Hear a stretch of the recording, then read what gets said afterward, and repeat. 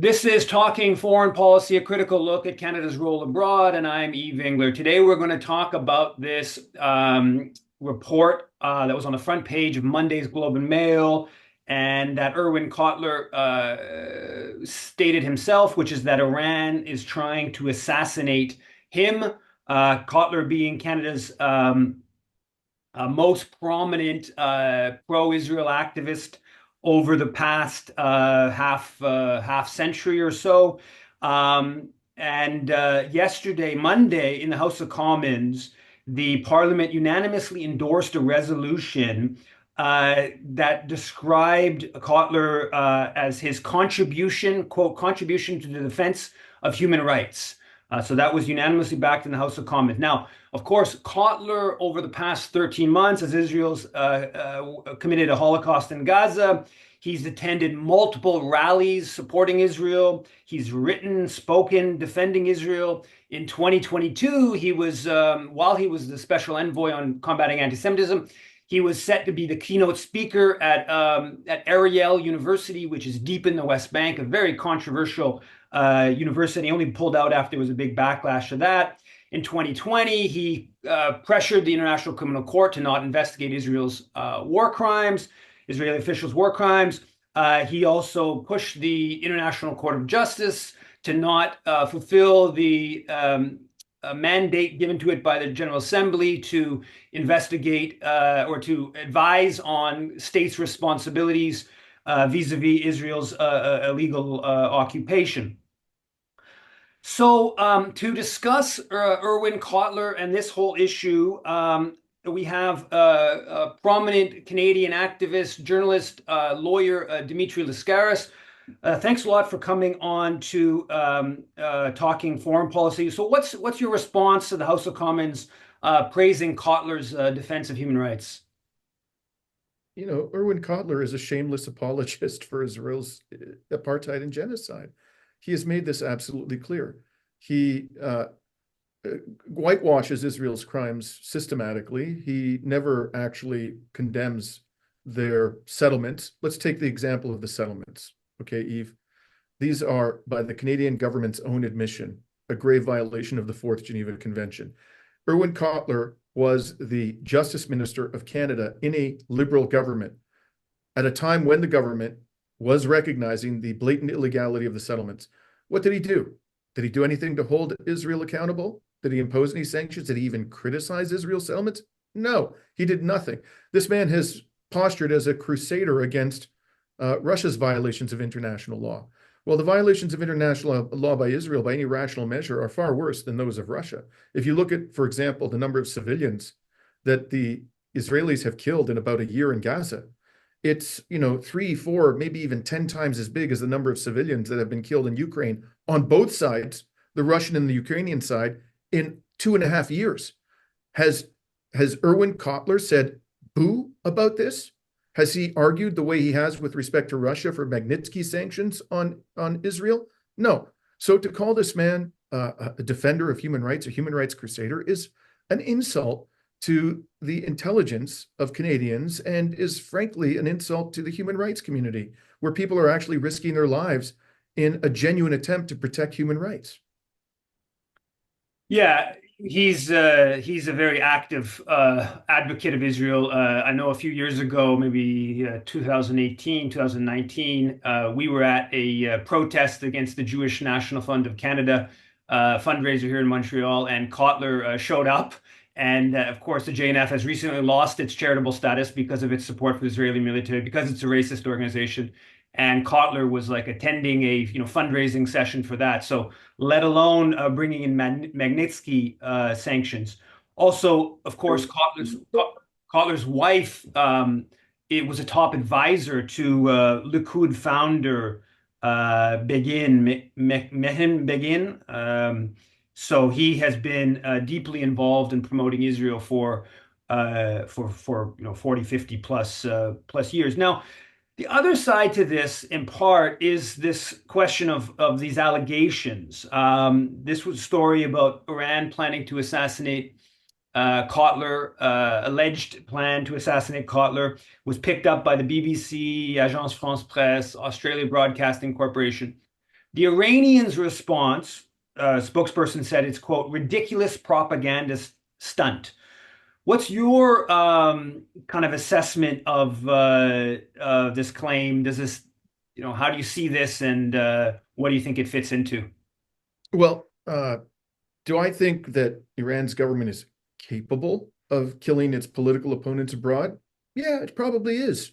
I wouldn't be shocked if the Iranian government actually has done that or attempted to do it in this case.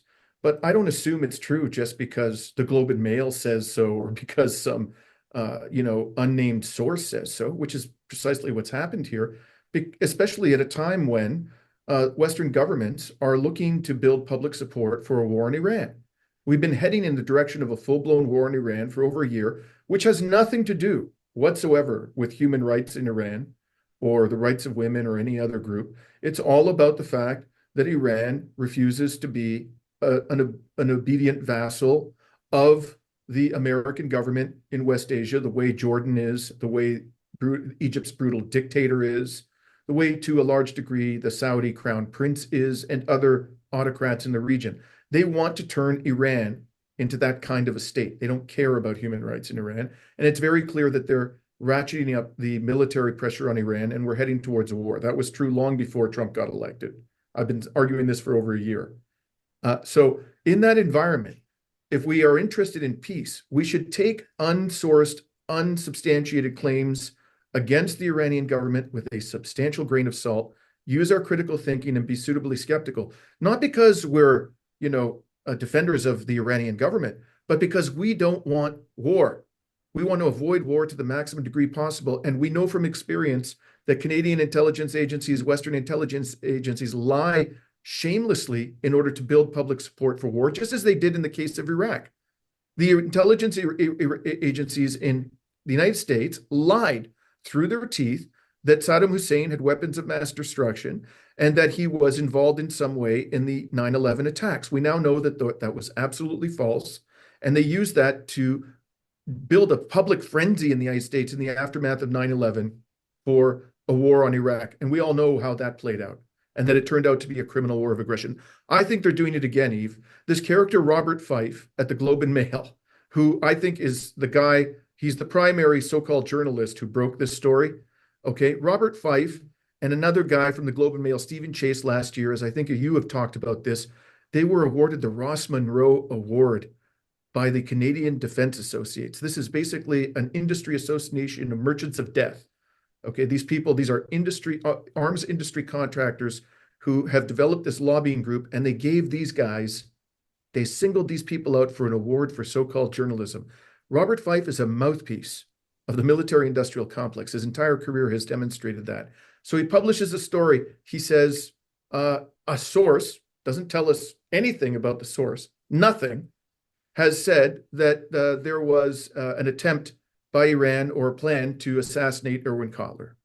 And then he said, the source, according to Fife, tells him it's unknown whether the two suspects who were associated with this conspiracy have been arrested or have fled the country.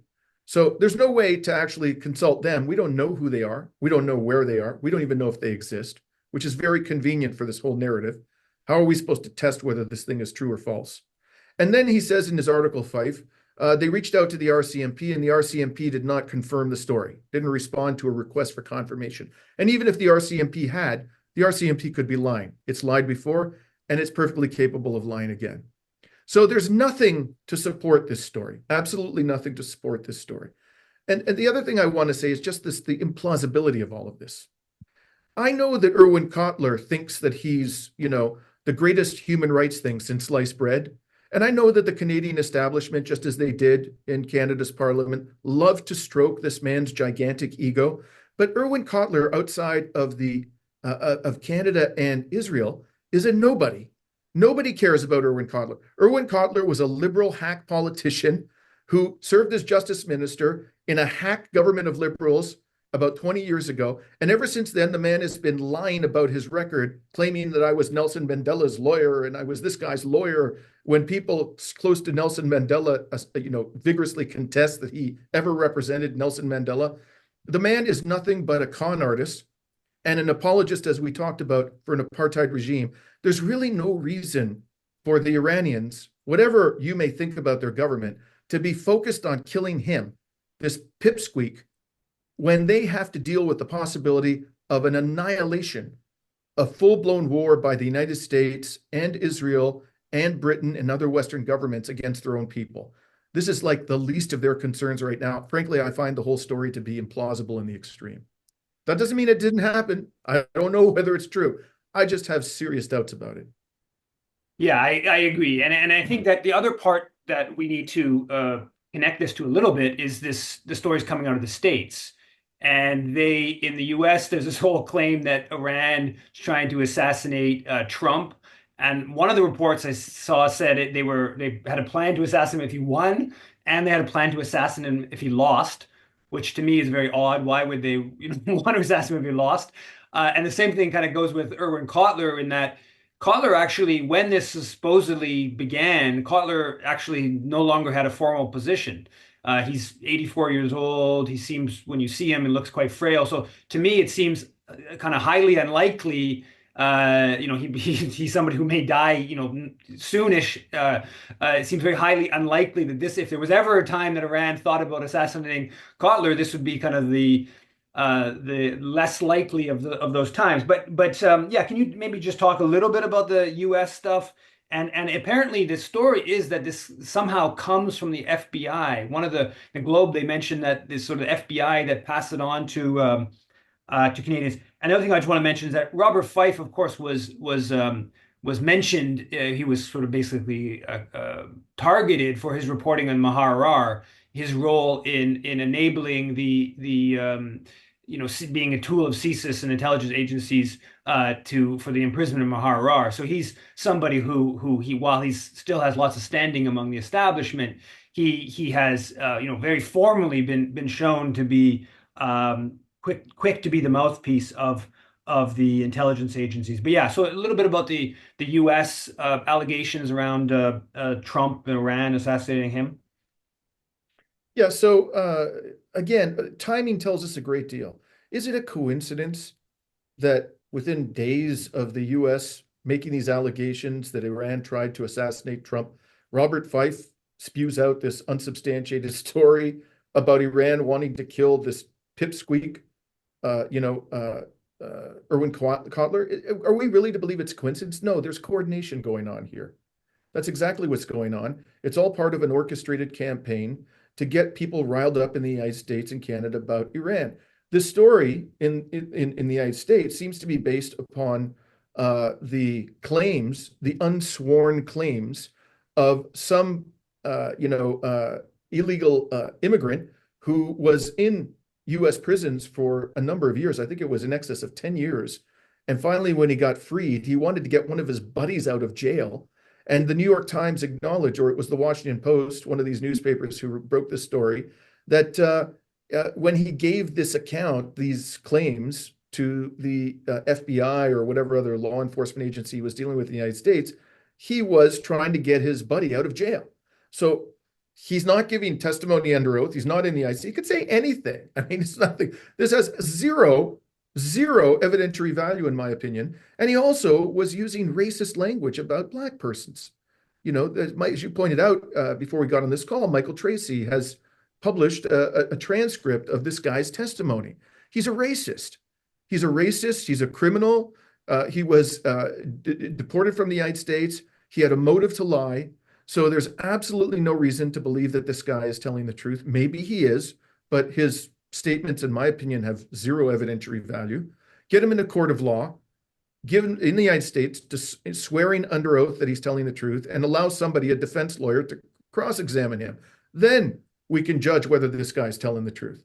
The fact of the matter is, again, that the United States intelligence agencies have a long history of fabricating stories like this and using a compliant corporate media to spread them in order to build public support for devastating wars. And I believe that that is a much more plausible explanation for what is going on here, both in the United States and Canada, than the idea that Iran is, when it's on the verge of a devastating war with the United States, Israel, and other Western countries, that it's bothering itself to try to assassinate these people here. And the other thing I want to say is I find it much more believable that the CIA or elements within the US national security state tried to assassinate Trump than that Iran tried to do it. These people have been openly declaring Trump to be Hitler, a threat to US democracy, to the national security of the United States. They have been openly talking about him as though he's an existential threat to everything that Americans hold dear. They are perfectly capable of killing their own politicians, the US intelligence agencies. Call me a conspiracy theorist, but I think that's exactly what happened in the case of JFK. I think the most likely explanation is that elements within the national security state, as most Americans believe, by the way, according to polls, are responsible for the killing of JFK. Do I find that a more plausible account of what happened to Trump, who almost got his head blown off? Yeah, I do. Absolutely. One thing's for sure, I'm not going to believe anything they have to say about these assassination plots until I see credible evidence to support them. And it should be noted that John Ratcliffe, who's apparently Trump's pick for the director of CIA, he has explicitly referenced this Iran alleged threat against Trump as, quote, an act of war against the U.S. and saying that the U.S. needs to, go to war with Iran because of this act of war. And so variations of that we will probably see from Canadian officials vis-a-vis the Cotler allegations. Thanks a lot for coming on, talking foreign policy, Dimitri. Thank you, Yves. Good to talk to you.